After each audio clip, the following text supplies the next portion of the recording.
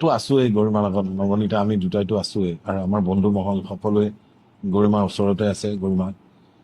গৰিমা আচলতে জুবিন গাৰ্গৰ পত্নী হোৱাৰ উপৰিও আমাৰ পৰিয়ালৰ এজন সদস্য বুলি ক'ব লাগিব।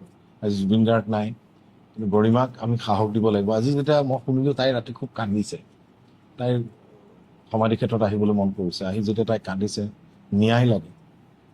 মই ভাবোঁ 23টা দিন হ'ল, আজি 23 তাৰিখ, আৰু যিমান পাৰি সোনকালে তাই খালি জানিব বিচাৰিছে যে কি কাৰণে জুবিনক এনেকুৱা কৰিল। আৰু গৰিমা গাৰ্গক মই দেখিছোঁ বাচ্ছা ল'ৰাক মৰম কৰি কেনেকৈ ৰাখিব লাগে, এইটো জুবিন গাৰ্গক তেনেকৈ ৰাখিছে। যেনেকৈ এগৰাকী মাকে বাচ্ছাটোক যেনেকৈ বুজালে বুজি পায়, তেনেকেই গৰিমাই তেনেকৈ তাইক জুবিনক তেনেকেই তাক আগবঢ়াই লৈ গৈছিল। তাই অভিয়াছলি চাৰিওফালে অন্ধকাৰ দেখিছে নহয়, এতিয়া কি হ'ল, মোৰ মানুহটো কিয় নাইকিয়া। সেইকাৰণে মই কওঁ যে অসমৰ ৰাইজেও বিচাৰে, আমি বিচাৰোঁ যে ন্যায়টো জুবিন গাৰ্গে পাব লাগে। আৰু কি কাৰণে হৈছিল সেই কথাটো যদি গৰিমাই গম পায়, কিজানি তাই অলপ সান্তনা ল'ব পাৰিব আৰু আগবাঢ়ি যাব লাগিব। গৰিমাৰ এটাই সপোন, এতিয়া জুবিন গাৰ্গৰ আধৰুৱা কামবিলাক কমপ্লিট কৰিব লাগিব। আজি ৰৈ ৰৈ বিনালে 31 তাৰিখে, গৰিমাই সিদিনা মোক কৈছে না আমি 31 তাৰিখে ছবিখন দিবই, অসমৰ হলত ছবিখন আহিবই।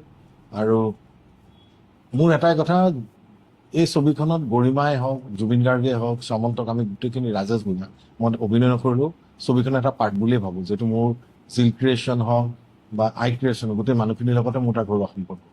আৰু গৰিমাক সেইখিনি এতিয়া সাহস দিব লাগে আমি সকলোৱে, যে তাই আজি জুবিন নাই, কিন্তু গৰিমাক আমি সাহস দিব লাগিব, গৰিমাৰ দেউতাকক সাহস দিব লাগিব।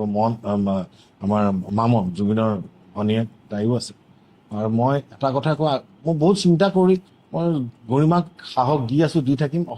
অসমৰ ৰাইজে খালি এটাই অনুৰোধ, তাইক আমি আগুৱাই লৈ যাব লাগিব, সাহস দিব লাগিব। জুবিন নথকাৰ অনুভৱ যাতে তাই নকৰে, সেয়া মোৰ অসমৰ ৰাইজৰ প্ৰতি অনুৰোধ।